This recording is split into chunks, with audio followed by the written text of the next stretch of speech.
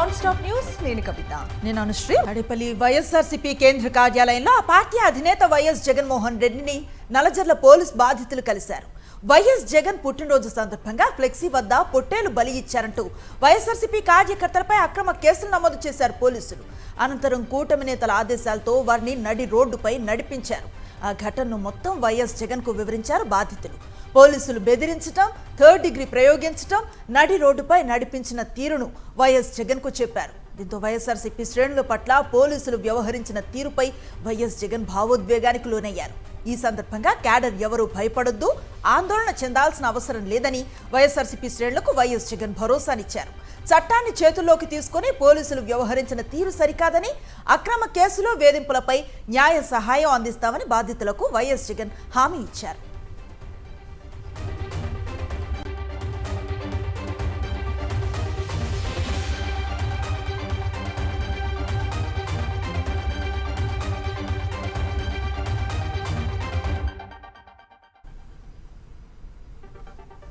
అంతకుముందు అనంతపురం జిల్లా బొమ్మనహాల్ ఎంపీటీసీలో వైఎస్ఆర్సీపీ అధినేత వైఎస్ జగన్మోహన్ రెడ్డిని కలిశారు. తాడేపల్లి వైఎస్ఆర్సీపీ కేంద్ర కార్యాలయంలో వైఎస్ జగన్ ను కలిసి ఎంపీపీ ఎన్నికల్లో టీడీపీ గూండాలు చేసిన అరాచకాలను వివరించారు. దౌర్జన్యంగా ఎంపీపీ పదవిని కైవసం చేసుకున్న తీరును వైఎస్ జగన్ కు తెలిపారు ఎంపీటీసీలు. ఈ సందర్భంగా ప్రజాస్వామ్యబద్ధంగా పారదర్శకంగా జరపాల్సిన ఎన్నికను అప్రజాస్వామిక పద్ధతిలో గెలుపొందటం దారుణమన్నారు వైఎస్ జగన్. ఈ విషయాన్ని ఎన్నికల కమిషన్, హైకోర్టు దృష్టికి తీసుకెళ్తామన్నారు.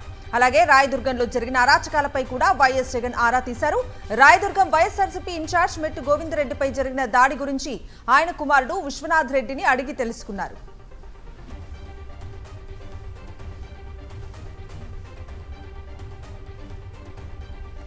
ఏలూరు, పశ్చిమ గోదావరి జిల్లాలో జనసేన పార్టీకి షాక్ తగిలింది.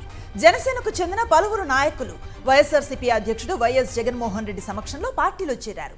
ఏలూరు జిల్లా చింతలపూడి నియోజకవర్గానికి చెందిన బండారు గంగా సురేష్, ఆనం సుభాష్, పశ్చిమ గోదావరి జిల్లా పాలకొల్లు నియోజకవర్గానికి చెందిన జడ్డు దామోదర్ ఆధ్వర్యంలో పలువురు వైఎస్ఆర్ కాంగ్రెస్ పార్టీలో చేరారు. వారికి వైఎస్ జగన్మోహన్ రెడ్డి కండువా కప్పి పార్టీలోకి ఆహ్వానించారు. వైఎస్ఆర్సీపీ ఏలూరు జిల్లా అధ్యక్షుడు దూలం నాగేశ్వరరావు, చింతలపూడి వైఎస్ఆర్సీపీ ఇన్ఛార్జ్ కంభం విజయరాజు, మచిలీపట్నం పార్లమెంట్ పరిశీలకుడు జట్టి గురునాథరావు, జంగారెడ్డిగూడెం వైఎస్ఆర్సీపీ నేత బీవీఆర్ చౌదరి ఆధ్వర్యంలో వీరు పార్టీలో చేరారు.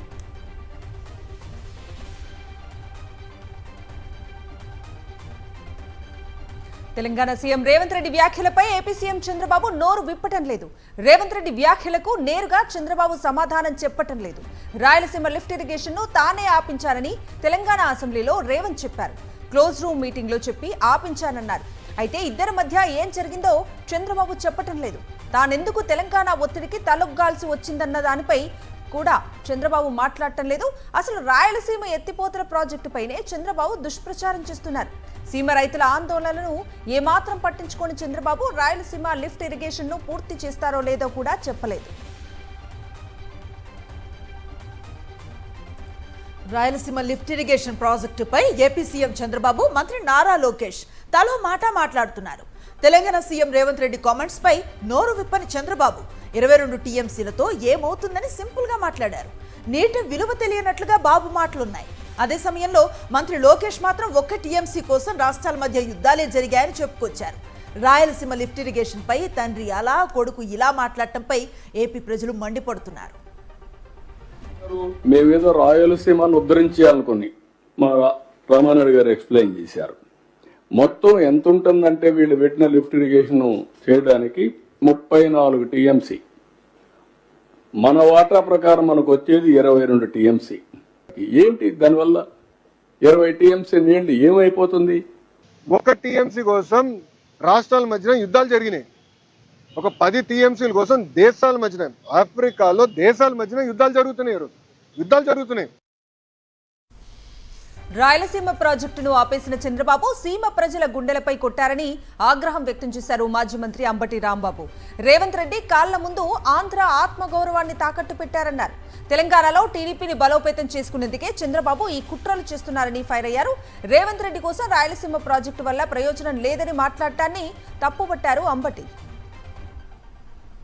ఇరిగేషన్ మంత్రి గారు అంటున్నాడు, రాయలసీమ ఎత్తిపోతల పథకం అనవసరమైన పథకాన్ని జగన్మోహన్ రెడ్డి గారు పెట్టాడు, అందువల్ల నేను మానేశాం. ఇవాళ చెప్తున్నారు. అసలు రేవంత్ రెడ్డి మాట్లాడక ముందు చెప్పారా అని అడుగుతా ఉన్నా. రహస్యం బయటపెట్టింది రేవంత్ రెడ్డిగా. చంద్రబాబు నాయుడు గారితో మేము క్లోజ్ రూమ్ లో మాట్లాడాను. ఈ ఎత్తిపోతల పథకాన్ని ఆపేయమన్నాను, ఆపేశాడు. దూడు బసవం లాగా తలకాయ విప్పాడు, గంగిరెద్ది లాగా తలకాయ విప్పాడు. ఆపేయమన్నాను, కాబట్టి కమిటీ వేసుకోండి, చెక్ చేసుకోండి అన్నాడు. అప్పుడు మాట్లాడుతున్నాడు చంద్రబాబు నాయుడు. రాయలసీమ ప్రజలు గుండెల మీద కొట్టాడు చంద్రబాబు నాయుడు గారు అని అడుగుతా ఉన్నా నేను. ఇంత దుర్మార్గమా? చివరికి రాష్ట్ర ప్రయోజనాలను కూడా రేవంత్ రెడ్డి కాళ్ళ దగ్గర పెట్టి ఇవాళ నువ్వు రాష్ట్ర ప్రయోజనాలను కూడా పక్కన పెట్టేటువంటి ప్రయత్నం చేస్తున్నావు. కడప కలెక్టరేట్ లో జరిగింది డిస్ట్రిక్ట్ రివ్యూ కాదు, టీడీపీకి డబ్బా కొట్టే మీటింగ్ అని మండిపడ్డారు MP Avinash Reddy. Telangana CM Revanth Reddy Rayalaseema lift irrigation పై మాట్లాడిన దాని గురించి అడిగితే డైవర్షన్ వాదనలే సమాధానంగా వచ్చాయన్నారు. జిల్లాలో పేరుకుపోయిన సమస్యల గురించి మాట్లాడకుండా సొంత డబ్బా కొట్టుకునేందుకు టీడీపీ నేతలకు సమయం సరిపోయిందని ఆగ్రహాన్ని వ్యక్తం చేశారు. ఈ డిఆర్సీలో ప్రధానంగా మేమందరం కూడా ఒకే మాటగా లేవనెత్తిన అంశము, గడిచిన కొన్ని రోజులుగా రాయలసీమ ఎత్తిపోతల పథకానికి సంబంధించి ఏదైతే పరిణామాలు జరుగుతూ ఉన్నాయో, తెలంగాణ ముఖ్యమంత్రి గారు మాట్లాడిన తర్వాత తాను ఆంధ్రప్రదేశ్ ముఖ్యమంత్రిగా చంద్రబాబు నాయుడు గారు మేమిద్దరం క్లోజ్డ్ రూమ్లో కూర్చొని రాయలసీమ ఎత్తిపోతలకు పూర్తిగా సమాధి కట్టేసినాము, పూర్తిగా పనులు ఆపిచ్చేసినామని చెప్పి తెలంగాణ అసెంబ్లీ సాక్షిగా రేవంత్ రెడ్డి గారు ఏదైతే మరి స్పష్టం చేశారో, ఆ మాట చెప్పినప్పటి నుంచి కూడా రైతుల్లో తీవ్రమైన అభద్రతాభావము, ఆందోళన ఉన్నాయి. కృష్ణా జలాలను తెలంగాణ తరలించుకుపోతుంటే చంద్రబాబు ఎందుకు పట్టించుకోవటం లేదని ప్రశ్నించారు వైఎస్ఆర్సీపీ రాష్ట్ర ప్రధాన కార్యదర్శి సతీష్ రెడ్డి. 800 అడుగుల్లో ఉన్న నీటినే తెలంగాణ తీసుకెళ్తుందని, మరి రాయలసీమ ప్రాజెక్టుల పరిస్థితి ఏంటి అంటూ ఆయన ప్రశ్నల వర్షం కురిపించారు. 44,000 సామర్థ్యానికి పెంచేటువంటి ధైర్యము దమ్ము ఉందని చెప్పి మీ తెలుగుదేశం పార్టీలో ఎవరైనా నమ్ముతారా? ఇది ఒక సవాల్ విసురుతున్నా. మీరు 10,000 క్యూసెక్స్ సామర్థ్యం ఉండేటువంటి పోతిరెడ్డిపాడును దమ్మునేటువంటి నాయకుడు కాబట్టి 44,000 క్యూసెక్ల సామర్థ్యానికి పెంచినటువంటి ధైర్యము, రాయలసీమ మీద ప్రేమ ఉన్నటువంటి వ్యక్తి రాజశేఖర రెడ్డి గారు. ఆయన ఆ నిర్ణయం తీసుకున్న తర్వాత ఈరోజు జగన్మోహన్ రెడ్డి గారు కూర్చొని ఆ లీన్ పీరియడ్లో కూడా రాయలసీమ ఇబ్బంది పడకూడదు అని చెప్పి రాయలసీమ లిఫ్ట్ ఇరిగేషన్ ప్రాజెక్ట్ తీసుకొని వస్తే దాన్ని కూర్చొని మీరు తెలంగాణ ప్రభుత్వానికి తాకట్టు పెట్టేటువంటి విషయం ఈరోజు స్పష్టమవుతా ఉంది. అమరావతిలో 2వ దశలో ల్యాండ్ పూలింగ్ లో ప్రభుత్వానికి అమరావతి రైతులు షాక్ ఇచ్చారు. వడ్డమాను గ్రామ సభలో గందరగోళం నెలకొంది. అమరావతి చట్టబద్ధతపై రైతులు నిలదీశారు. తొలి విడత భూసేకరణ ఎంతవరకు జరిగిందని రైతులు టీడీపీ ప్రజాప్రతినిధులను ప్రశ్నించారు. అమరావతిలో ఏ రకమైన అభివృద్ధి చెందిందని రైతులు మంత్రి నారాయణను నిలదీశారు. ప్రభుత్వం మాటలపై తమకు నమ్మకం లేదని రైతులు చెప్పారు. అభివృద్ధి చేయలేకపోతే ప్రతి ఏటా ఎకరానికి 5 లక్షల రూపాయలు ఇవ్వాలని డిమాండ్ చేశారు. దీన్ని అగ్రిమెంట్ చేసిన తర్వాతే ముందడుగు వేయాలని మంత్రిని డిమాండ్ చేశారు అమరావతి రైతులు. 2014లో మీరు భూ సమీకరణ చేసినప్పుడు ఏమైతే ప్రొఫార్మా పెట్టుకున్నారో ఆ ప్రొఫార్మా ప్రకారం 50,000 మంది రైతులు ఇచ్చారు. 33,000 ఎకరాలు ఇచ్చారు కదా. వాళ్ళందరూ న్యాయ పోరాటాలకు వెళ్ళారు కదా. వాళ్ళు అభివృద్ధి చేయగలిగారా? అంతా చేపించుకోగలిగేటటువంటి చట్టం ఉండాలంటున్నాను నేను అడిగాను. పరిహారం ఏంటి? కండిషన్ పెట్టమంటున్నాను.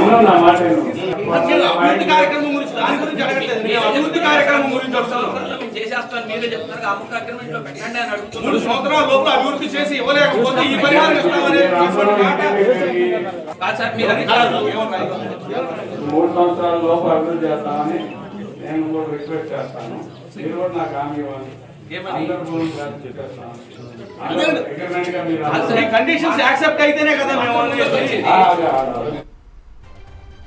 కూటమి ప్రభుత్వానికి అమరావతి రైతులు షాక్ ఇచ్చారు. 2014 భూ సమీకరణ చట్టంలో లోప భూయిష్టత ఉందన్నారు అమరావతి రైతులు. అప్పటికి ఇప్పటికీ చాలా మార్పు వచ్చిందన్నారు. రైతులకు హక్కులు లేవు, న్యాయపరమైన భద్రత లేదన్నారు అమరావతి రైతు పూర్ణచంద్రరావు. 2014 భూ సమీకరణ చట్టంలో లోపభూయిష్టత ఉంది. ఫార్మర్కి, రైతుకి సరైనటువంటి హక్కులు లేవు, వాళ్ళకి న్యాయపరమైనటువంటి భద్రత లేదు. పని పూర్తి చేయలేనటువంటి పక్షంలో మేము పరిహారంగా సంవత్సరానికి 1 ఎకరానికి 5 లక్షల రూపాయలు పరిహారం ఇచ్చేలాగా అగ్రిమెంట్లో కండిషన్ పెట్టండి అని చెప్పేసి మేము గతంలో గ్రామ సభ జరిగినప్పుడు కూడా ఇప్పుడు కూడా మేము ప్రధానంగా డిమాండ్ చేయడం జరిగింది. దానికి ప్రభుత్వం సానుకూలమైనటువంటి వాతావరణాన్ని ఇవ్వలేదు. నంద్యాల విజయ డైరీ వద్ద హైడ్రామా నెలకొంది. అధికార పార్టీ ఒత్తిడితో విజయ డైరీ త్రిసభ్య కమిటీ సభ్యులపై పోలీసుల నుంచి ఒత్తిడి తెస్తూ ఉన్న ఆళ్లగడ్డ టీడీపీ ఎమ్మెల్యే భూమా అఖిలప్రియ తమ్ముడు భూమా విఖ్యాత్ రెడ్డి త్రిసభ్య కమిటీ సభ్యులు విజయ సింహారెడ్డి, రవికాంత్ రెడ్డిలపై బైండ్ ఓవర్ కేసులు పెట్టి భయపెట్టే ప్రయత్నం చేస్తున్నారు పోలీసులు. తమ ఎన్నికను ఎక్కడ త్రిసభ్య కమిటీ రద్దు చేస్తుందో అన్న భయంతో పోలీసులను పంపి భూమా విఖ్యాత్ రెడ్డి ఒత్తిడి తెస్తున్నారని విజయసింహారెడ్డి, రవికాంత్ రెడ్డి, మధుసూదన్ రెడ్డిలు ఆరోపిస్తున్నారు. విజయ డైరీలో తమ పంతాన్ని నెగ్గించుకోవాలని భూమా అఖిలప్రియ కుట్ర చేస్తున్నారని విమర్శలు వెల్లువెత్తుతున్నాయి.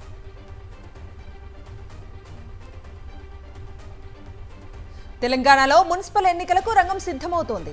ఈ నెల 20వ తేదీలోగా నోటిఫికేషన్ విడుదలయ్యే అవకాశం ఉంది. అందుకు తగ్గట్లుగా ప్రభుత్వం, రాష్ట్ర ఎన్నికల కమిషన్ కసరత్తు మొదలుపెట్టాయి. ఇందులో భాగంగా మున్సిపల్ ఎన్నికలపై ఉన్నతాధికారులతో ఎస్ఈసీ వీడియో కాన్ఫరెన్స్ నిర్వహించారు. ఓటర్ల జాబితా సవరణ గడువును రాష్ట్ర ఎన్నికల సంఘం పొడిగించింది. ఈ నెల 13 నాటికి పోలింగ్ స్టేషన్ల వివరాల ముసాయిదా ప్రచురించాలని ఎస్ఈసీ ఆదేశించారు. ఈ నెల 16 నాటికి ఓటర్ల తుది జాబితా ప్రచురించాలని స్పష్టం చేశారు. బ్యాలెట్ బాక్సులు, సిబ్బంది నియామకంపై చర్చించారు. ఇప్పటికే జిల్లా, మండల స్థాయిలో రాజకీయ పార్టీలతో సమావేశాలు నిర్వహించిన ఈసీ రేపు రాజకీయ పార్టీల రాష్ట్ర స్థాయి ప్రతినిధులతో సమావేశం కానుంది.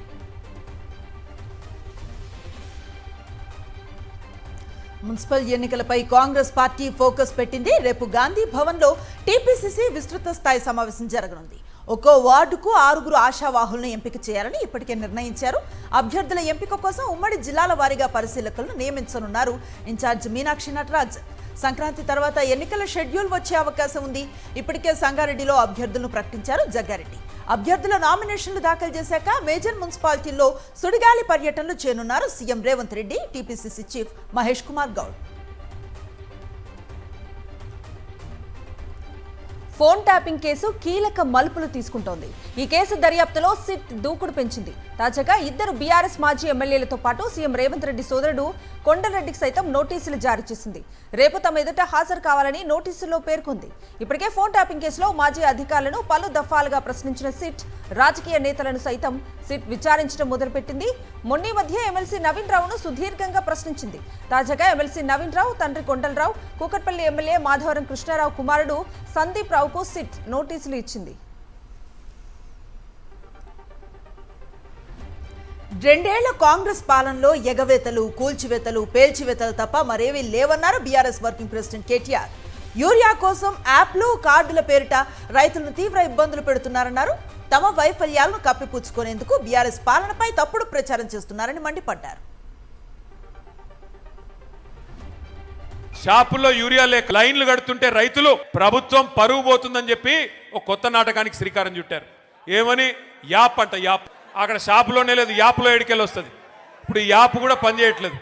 యాప్ పనిచేయకపోతే ఇప్పుడు కొత్త నాటకం మళ్ళోటి కార్డు అంట. కార్డు ఇక గ్యారంటీ కార్డులు అయిపోయినాయి, యూరియా కార్డు కావాలంటే ఇప్పుడు. ఎన్టీఆర్ జిల్లా తిరువూరులో యూరియా దొరక్క అన్నదాతలు తీవ్ర ఇబ్బందులు పడుతున్నారు. సొసైటీల వద్ద తెల్లవారుజాము నుంచే బారులు తీరుతున్నారు. వావిలాల సొసైటీ వద్ద యూరియా అందిస్తామని అధికారులు ప్రకటించడంతో పెద్ద ఎత్తున రైతులు తరలివచ్చారు. ఈ క్రమంలో స్వల్ప తోపులాట జరిగింది. పలువురికి గాయాలయ్యాయి. క్యూ లైన్లలో రైతులు తీవ్ర ఇబ్బందులు పడ్డారు. అధికారులు వెంటనే స్పందించి సరిపడా యూరియా అందివ్వాలని అన్నదాతలు కోరుతున్నారు. గిరిజన శాఖ మంత్రి గుమ్మడి సంధ్యారాణి ప్రాతినిధ్యం వహిస్తున్న నియోజకవర్గంలోనే గిరిజన రైతులు తీవ్ర ఇబ్బందులు పడుతున్నారు. పార్వతీపురం, మన్యం జిల్లా మాతుమూరు గిరిజన గ్రామానికి చెందిన గిరిజన రైతులకు కూటమి ప్రభుత్వం వచ్చాక రైతు భరోసా అందటం లేదు. అంతేకాక పాస్ పుస్తకాలు ఉన్నా 1Bలు రాకపోవడంతో అనేక మార్లు రెవెన్యూ కార్యాలయాలు మంత్రి గుమ్మడి సంధ్యారాణి చుట్టూ తిరిగినా ఫలితం శూన్యమని గిరిజన రైతులు మండిపడుతున్నారు. సమస్య పరిష్కారం కాకపోవడంతో తమ సమస్యను పరిష్కరించాలంటూ పార్వతీపురం కలెక్టర్ కార్యాలయాన్ని ఆశ్రయించారు గిరిజన రైతులు. నంద్యాల జిల్లా ఆత్మకూరు అటవీ డివిజన్లో అఖిల భారత పులుల గణన నేపథ్యంలో శివభక్తుల పాదయాత్రపై తాత్కాలిక ఆంక్షలు విధించారు ఫారెస్ట్ అధికారులు. దేశంలోని అన్ని టైగర్ రిజర్వ్ ప్రాంతాల్లో ప్రతి 4 ఏళ్లకు ఒకసారి పులుల గణన నేపథ్యంలో నాగార్జునసాగర్, శ్రీశైలం అభయారణ్యంలో ఈ నెల 3 నుంచి అంచనా ప్రక్రియ కొనసాగుతుందన్నారు ఆత్మకూరు అటవీ డివిజన్ డిప్యూటీ డైరెక్టర్ విఘ్నేష్ అప్వాన్. జాతీయ ప్రాముఖ్యత నేపథ్యంలో తాత్కాలిక ఆంక్షలు విధించినట్లుగా తెలిపారు. శాస్త్రీయమైన పులుల గణన ప్రక్రియకు ఎలాంటి ఆటంకం కలగకుండా ఉండేందుకు వెంకటాపురం, హడకేశ్వరం వరకు పాదయాత్ర నిర్వహించొద్దని భక్తులకు సూచించారు. మహాశివరాత్రి పర్వదినాన్ని దృష్టిలో ఉంచుకుని ఫిబ్రవరి 8 నుంచి 15 వరకు పెచ్చెరువు, నాగులూటి మార్గం గుండా పాదయాత్రకు అనుమతి ఉందన్నారు. నెల్లూరు జిల్లా ఉదయగిరి నియోజకవర్గం కొండాపురంలో పచ్చముఠ ఆగడాలు మితిమీరుతున్నాయి. వైఎస్ఆర్సీపీ సానుభూతి పరులపై ఎల్లో గ్యాంగ్ కక్ష సాధింపులకు దిగుతోంది. 15 ఎకరాల పొలానికి చెరువు నీటిని వాడుకోకుండా తెలుగు యువత అధ్యక్షుడు జాగర్లమూడి శ్రీనివాసులు వేధిస్తున్నారని రైతు దత్తాత్రేయ ఆవేదన వ్యక్తం చేశాడు. కాళ్లు పట్టుకొని బతిమలాడితే నీరు విడుదల చేస్తామంటున్నారని రైతు తన బాధను వెల్లడించాడు. పోలీసులు, తహసీల్దార్కి ఫిర్యాదు చేసినా ఫలితం లేదన్నారు. తన పొలానికి నీరు విడుదలయ్యేలా అధికారులు చూడాలని రైతు దత్తాత్రేయ వేడుకుంటున్నాడు. తిరుపతి జిల్లా చంద్రగిరి నియోజకవర్గంలో టీడీపీ నేతల అవినీతి పెచ్చుమీరుతోంది. ఇంటి నిర్మాణం నిలిపివేసి 2 లక్షలు ఇవ్వకపోతే ఇంటి నిర్మాణం ఆపేయాలని టీడీపీ నేతలు నాగరాజు, కుంగర బాలాజీ డిమాండ్ చేస్తున్నారని బీఎస్ఎఫ్ జవాన్ గంగాధరం కుటుంబ సభ్యులు ఆవేదన వ్యక్తం చేశారు. గత వైఎస్ఆర్సీపీ ప్రభుత్వం జగనన్న కాలనీ ఏర్పాటు చేసి ఇంటి నిర్మాణం ఇచ్చారని బాధితులు అన్నారు. ప్రస్తుతం ఇంటి నిర్మాణాన్ని టీడీపీ మండల అధ్యక్షుడు నాగరాజు నాయుడు, అతని అనుచరుడు బాలాజీ డబ్బులు డిమాండ్ చేస్తున్నారన్నారు. డబ్బులు ఇవ్వకపోవడంతో వీఆర్ఓ, రెవెన్యూ అధికారులు పంపి ఇంటి నిర్మాణం ఆపేయించారన్నారు. జవాను నిర్మించుకుంటున్నది ప్రభుత్వ స్థలమని అందుకే ఆపేశామన్నారు పాకాల తహసీల్దార్ సంతోష్ సాయి.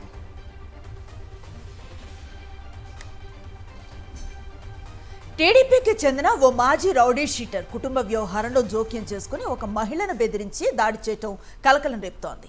గాయాల పాలైన మహిళ స్థానిక పోలీసులకు ఫిర్యాదు చేయడంతో మరింత రెచ్చిపోయిన కూటమి మూకలు ఆ కుటుంబాన్ని కుల బహిష్కరణ చేయడం వివాదాస్పదమైంది. ఏలూరు జిల్లా కుకునూరు మండలం వింజారం గ్రామంలో జరిగింది ఘటన. యాదవ సామాజిక వర్గానికి చెందిన మంగమ్మ భర్తతో విడిపోయి పుట్టింట్లో ఉంటోంది. ఆస్తి పంపకాల విషయంలో తల్లిదండ్రులతో గొడవలు జరుగుతున్న నేపథ్యంలో కుల పెద్దగా వచ్చిన అధికార పార్టీ నేత అప్పారావు సమస్యను జటిలం చేశాడు. మంగమ్మ స్థానిక పోలీసులకు ఫిర్యాదు చేయడంతో కుటుంబాన్ని వెలివేస్తున్నట్లుగా ప్రకటించాడు. దీంతో బాధితురాలు ఎస్పీకి ఫిర్యాదు చేశారు. జంతువుల నుంచి రక్తంతో వ్యాపారం చేస్తున్న మాఫియాపై కన్నెర్ర చేసింది కేంద్ర ప్రభుత్వం. మేడ్చల్ జిల్లా కీసరలోని నిర్మానుష్య ప్రాంతంలో బతికి ఉన్న గొర్రెలు, మేకల రక్తం తీసి తరలిస్తున్న విషయం సంచలనం సృష్టించింది. ఈ క్రమంలోనే కాచిగూడలోని సిఎన్కే కంపెనీలో హైదరాబాద్ పోలీసులు అధికారులతో కలిసి తనిఖీలు చేపట్టారు కేంద్ర డ్రగ్ కంట్రోల్ అధికారులు. ఈ సందర్భంగా సిఎన్కే ఇంపోర్ట్ అండ్ ఎక్స్పోర్ట్ కంపెనీలో భారీగా రక్త నిల్వలను గుర్తించారు. దాదాపు 1000 లీటర్ల బ్లడ్ ప్యాకెట్లను సీజ్ చేశారు. జంతువుల నుంచి సేకరించిన రక్తాన్ని హర్యానాలోని పాలా మెడిక్యూర్ కంపెనీకి తరలిస్తున్నట్లుగా గుర్తించారు. అయితే ఈ బ్లడ్తో క్లినికల్ ట్రయల్స్ చేస్తున్నారనే అనుమానాలు వ్యక్తం చేస్తున్నారు అధికారులు. 2 రోజులుగా పరారీలో ఉన్న కంపెనీ యజమాని నికేష్ కోసం పోలీసులు గాలిస్తున్నారు. అతను దొరికితే ఈ విషయంలో మరిన్ని విషయాలు వెలుగు చూసే అవకాశం ఉంది. హైదరాబాద్లో నకిలీ మద్యం దందా గుట్టు రట్టయింది. ఖరీదైన ఖాళీ లిక్కర్ బాటిల్స్తో తక్కువ ధర కలిగిన మద్యం నింపి విక్రయిస్తున్న వారిని ఎక్సైజ్ పోలీసులు పట్టుకున్నారు. వరంగల్ ప్రాంతానికి చెందిన ప్రకాష్, అతని సోదరుడు భరత్, ఒడిశాకు చెందిన మరో 3 గచ్చిబౌలి ప్రాంతంలో ఓ ఇల్లు అద్దెకు తీసుకున్నారు. ఈవెంట్లతో పాటు బార్లలో ఖాళీ అయిన ఖరీదైన బ్రాండ్ల మద్యం సీసాలను సేకరించేవారు. వాటిలో తక్కువ ధర కలిగిన మద్యాన్ని నింపి ఒరిజినల్ సీసాల మాదిరిగా ప్యాక్ చేసి విక్రయించేవారు. పక్కా సమాచారంతో దాడి చేసిన ఎక్సైజ్ పోలీసులు 5 నిందితులను అరెస్ట్ చేశారు. 139 నకిలీ మద్యం సీసాలతో పాటు 136 ఖాళీ బాటిల్స్ ను స్వాధీనం చేసుకున్నారు. నిందితులు రవాణాకు ఉపయోగించిన 3 స్కూటీలతో పాటు 4 మొబైల్ ఫోన్స్ ను సీజ్ చేశారు. తన భర్త తనకు కావాలంటూ వరంగల్ చౌరస్తాలో ఒక వివాహిత కత్తి పట్టుకొని హల్చల్ చేసింది. వరంగల్ నగరంలోని కొత్తవాడకు చెందిన శ్రీకాంత్, నర్సంపేట చెందిన జోష్నకు 15 ఏళ్ల క్రితం వివాహమైంది. వీరికి 2 పిల్లలు కూడా ఉన్నారు. అయితే శ్రీకాంత్ విడాకులకు దరఖాస్తు చేసుకున్నారు. కోర్టులో కేసు నడుస్తున్న క్రమంలో జోష్న తన భర్త షాపు ముందు కత్తితో హంగామా చేసింది. తన భర్త అక్రమ సంబంధం పెట్టుకొని తనను దూరం చేశాడని జోష్న ఆరోపించింది. సంఘటనా స్థలానికి చేరుకున్న పోలీసులు జోష్న పోలీస్ స్టేషన్కు తీసుకెళ్లారు. మంచిర్యాల జిల్లా జన్నారం మండలం కలమడుగులో గోదావరి నదిలో హస్తిన మడుగు వద్ద మిశ్రం వంశీయులు భక్తి శ్రద్ధలతో పుణ్య స్నానాలు ఆచరించి గంగాదేవికి ప్రత్యేక పూజలు చేశారు. అనంతరం పంచలోహ కలశంలో గంగా జలాన్ని సేకరించి ఆదిలాబాద్ జిల్లా ఇంద్రవెల్లి మండలం కేస్లాపూర్ నాగోబా ఆలయానికి బయలుదేరారు. ఈ నెల 14వ తేదీ నాగోబా ఆలయం చేరుకుని నాగశేషుడికి అభిషేకం చేస్తారు. ఆ తర్వాత అట్టహాసంగా నాగోబా జాతర ఉత్సవాలు ప్రారంభం కానున్నాయి.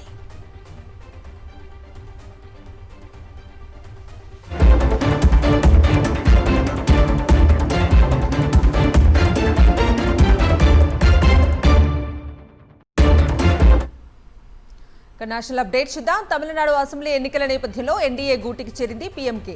చెన్నైలో అన్నాడీఎంకే జనరల్ సెక్రటరీ పళనిస్వామిని కలిశారు. పీఎంకే అధ్యక్షుడు అన్బుమణి రామ్దాస్ ఎలక్షన్స్ లో కలిసి పోటీ చేస్తున్నట్లుగా ప్రకటించారు.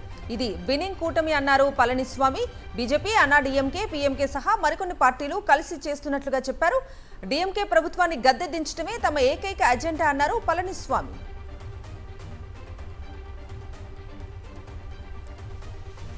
మహారాష్ట్ర స్థానిక సంస్థల ఎన్నికల్లో రాజకీయ ప్రత్యర్థులైన బీజేపీ, కాంగ్రెస్ జట్టు కట్టడం హాట్ టాపిక్ అయింది. అంబర్నాథ్ మేయర్ ఎన్నిక కోసం ఈ రెండు పార్టీలు చేతులు కలిపాయి. ఏక్నాథ్ షిండే నేతృత్వంలో శివసేనకు అధికారం దక్కకుండా ఉండేందుకు ఈ కూటమి ఏర్పాటైంది. అలాగే అకోట్ మున్సిపల్ కౌన్సిల్లో ఏఐఎంఐఎంతో జత కలిసింది స్థానిక బీజేపీ. స్థానిక ఎన్నికల్లో కాంగ్రెస్, ఎంఐఎంలతో బీజేపీ పొత్తు పెట్టుకోవడంపై తీవ్ర స్థాయిలో అసహనాన్ని వ్యక్తం చేశారు మహారాష్ట్ర సీఎం ఫడ్నవీస్. దేశ రాజధానిలో ప్రమాద ఘంటికలు మోగిస్తున్న వాయు కాలుష్యంపై ఢిల్లీ అసెంబ్లీ దద్దరిల్లింది. పొల్యూషన్ను నివారించడంలో బీజేపీ ప్రభుత్వం విఫలమైందంటూ విపక్ష ఆప్ ఆందోళన చేపట్టింది. అసెంబ్లీలో స్పీకర్ పోడియంను చుట్టుముట్టారు. ఆమ్ ఆద్మీ పార్టీ ఎమ్మెల్యేలు, మాజీ సీఎం అతిషి సహా ప్రతిపక్ష ఎమ్మెల్యేలంతా పోడియం వద్ద బైఠాయించి నిరసన తెలిపారు. కేంద్రం, ఢిల్లీ ప్రభుత్వానికి వ్యతిరేకంగా నినాదాలు చేశారు. ఇజ్రాయెల్ ప్రధాని బెంజమిన్ నెతన్యాహుతో ఫోన్లో మాట్లాడారు. ప్రధాని నరేంద్ర మోదీ నూతన సంవత్సర శుభాకాంక్షలను తెలియజేశారు. నెతన్యాహుతో పాటు ఇజ్రాయెల్ ప్రజలకు న్యూ ఇయర్ విషెస్ ను చెప్పినట్లుగా ఎక్స్లో పోస్ట్ పెట్టారు ప్రధాని మోదీ. ఇరు దేశాల వ్యూహాత్మక భాగస్వామ్యం, ప్రాంతీయ పరిస్థితులపై చర్చించినట్లుగా తెలిపారు. ఉగ్రవాదంపై ఉమ్మడి పోరాటానికి ఇద్దరు నేతలు తమ నిబద్ధతను పునరుద్ఘాటించారు. వెనిజువేలాలో జరుగుతున్న పరిణామాలపై భారత్ ఆందోళన చెందుతుందన్నారు విదేశాంగ శాఖ మంత్రి ఎస్ జయశంకర్. అమెరికా, వెనిజువేలా ప్రభుత్వాలు చర్చించి ప్రజల శ్రేయస్సు, భద్రతకు ప్రాధాన్యత ఇవ్వాలని సూచించారు. లక్సెంబర్గ్లో పర్యటిస్తున్న జయశంకర్ ఆ దేశ ఉప ప్రధాని, విదేశాంగ మంత్రి జేవియర్ బెట్టెల్తో సమావేశమయ్యారు. అనంతరం మీడియాతో మాట్లాడిన ఆయన పశ్చిమ దేశాలకు బలంగా చురకలంటించారు. ఎక్కడో కూర్చొని సలహాలు ఇవ్వొద్దని హితవు పలికారు. వీధి కుక్కలపై విచారణ సందర్భంగా కీలక వ్యాఖ్యలు చేసింది సుప్రీంకోర్టు. వీధి కుక్కల రక్షణపై పెద్ద మొత్తంలో పిటిషన్లు దాఖలు కావడంపై అసహనాన్ని వ్యక్తం చేసింది. అందరూ కుక్కల గురించి ఆలోచిస్తుంటే ఇతర జంతువుల జీవితాల సంగతి ఏంటని ప్రశ్నించింది. కోళ్లు, మేకల గురించి ఎందుకు మాట్లాడరు? వాటి ప్రాణాలు కావా అని కుక్కల రక్షణపై వాదించిన సీనియర్ న్యాయవాది కపిల్ సిబల్ను ప్రశ్నించింది. బహిరంగ ప్రదేశాల్లో కుక్కలు కరుస్తున్న ఘటనలు పెరిగిపోతున్న నేపథ్యంలో వీధి కుక్కలకు సంతాన నిరోధక శస్త్రచికిత్సలు చేయాలని అధికారులను ఆదేశించింది న్యాయస్థానం. దేశ రాజధాని ఢిల్లీలోని ప్రఖ్యాత రామ్లీలా మైదాన్ వద్ద ఆక్రమణల తొలగింపు ఉద్రిక్తంగా మారింది. తుర్క్మన్ గేట్లోని ఫైజే ఇలాహీ మసీద్ సమీపంలో కూల్చివేతలు చేపట్టారు అధికారులు. ఈ క్రమంలో పోలీసులు, ఎంసీడీ అధికారులపై గుర్తు తెలియని వ్యక్తులు రాళ్లు రువ్వారు.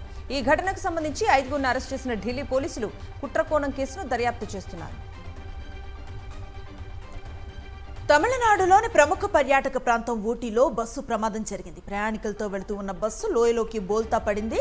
ఘాట్ రోడ్లో 100 అడుగుల లోతున్న లోయలోకి దూసుకుపోయింది. ఈ ఘటనలో 32 మందికి గాయాలయ్యాయి. గాయపడ్డ వారిని ఆసుపత్రులకు తరలించారు.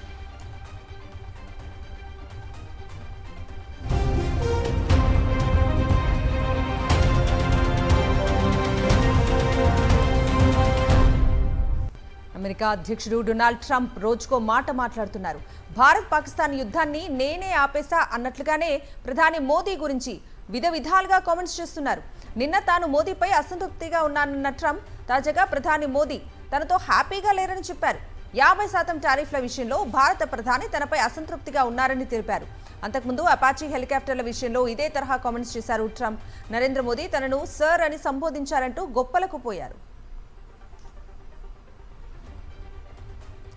అమెరికా అధ్యక్షుడు డొనాల్డ్ ట్రంప్కు మరోసారి అభిశంసన భయం పట్టుకుంది. ఈ ఏడాది నవంబర్లో జరగనున్న మధ్యంతర ఎన్నికల్లో న్యూ డెమోక్రటిక్ పార్టీ అత్యధిక స్థానాలను గెలిస్తే తనపై ఇంపీచ్మెంట్ అభియోగాలు మోపే అవకాశం ఉందంటూ తన మనసులో మాటను బయటపెట్టేశారు. రిపబ్లికన్ పార్టీ సమావేశంలో మాట్లాడిన ట్రంప్ మిడ్ టర్మ్ ఎలక్షన్స్ ప్రాముఖ్యతను నొక్కి చెప్పారు. డెమోక్రాట్లు హౌస్ను గెలిస్తే వారు తప్పకుండా తనను మళ్లీ అభిశంసన చేస్తారన్నారు. ఇప్పటికే ట్రంప్పై 2 సార్లు ఇంపీచ్మెంట్ ప్రక్రియ జరిగింది, కానీ సెనెట్ తీర్పుతో ఆయన పదవిలోనే కొనసాగారు.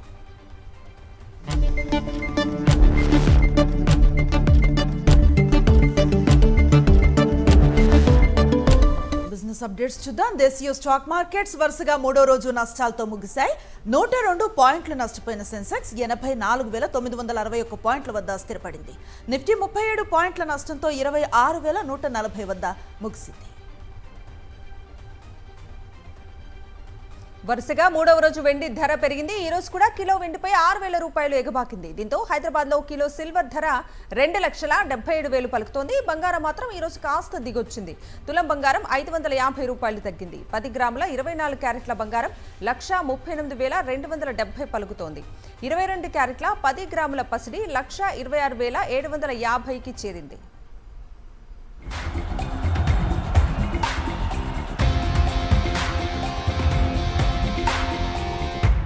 స్పోర్ట్స్ అప్డేట్స్ చూద్దాం. సౌత్ ఆఫ్రికాతో 3 వన్డేల సిరీస్ ను యువ భారత్ క్లీన్ స్వీప్ చేసింది. 3వ వన్డేలో భారత జట్టు 233 పరుగుల తేడాతో భారీ విజయాన్ని సాధించింది. టాస్ ఓడి తొలుత బ్యాటింగ్ చేసిన భారత్ 50 ఓవర్లలో 7 వికెట్ల నష్టానికి 393 పరుగులు చేసింది. కెప్టెన్ వైభవ్ సూర్యవంశీ 9 ఫోర్లు 10 సిక్స్లతో చెలరేగిపోయాడు. కొండంత లక్ష్య ఛేదంలో సౌత్ ఆఫ్రికా 35 ఓవర్లలో 160 పరుగులకి ఆల్అవుట్ అయింది. బంగ్లాదేశ్ క్రికెట్ బోర్డుకు షాక్ ఇచ్చింది ఐసీసీ. భారత్లోనే బంగ్లాదేశ్ మ్యాచ్లు జరుగుతాయని తేల్చి చెప్పింది. బంగ్లాదేశ్ ఆడే వరల్డ్ కప్ మ్యాచ్లను భారత్ నుంచి మరో దేశానికి తరలించేందుకు నో చెప్పింది. తమ మ్యాచ్ వేదికలను శ్రీలంకకు మార్చాలన్న బంగ్లాదేశ్ విజ్ఞప్తిని తిరస్కరించింది ఐసీసీ. భారత్ బంగ్లాదేశ్ల మధ్య వివాదం రోజు రోజుకు ముదురుతోంది. బంగ్లాదేశ్ ప్రీమియర్ లీగ్ ప్యానెల్ నుంచి తప్పుకున్నారు భారత ప్రెసిడెంట్ రిధిమా పాఠక్. బంగ్లాదేశ్లో హిందువులపై దాడులకు నిరసనగా ఈ నిర్ణయం తీసుకున్నారు. ముస్తఫిజుర్ను ఐపీఎల్ నుంచి బీసీసీఐ తొలగించడంతో బీపీఎల్ ప్యానెల్ నుంచి రిధిమా పాఠక్ను తొలగిస్తున్నామని బంగ్లాదేశ్ ప్రకటించింది. అయితే దీనిపై స్పందించిన రిధిమా పాఠక్ తననెవరూ తొలగించలేదని, తానే దేశం కోసం స్వచ్ఛందంగా తప్పుకున్నానని వెల్లడించింది.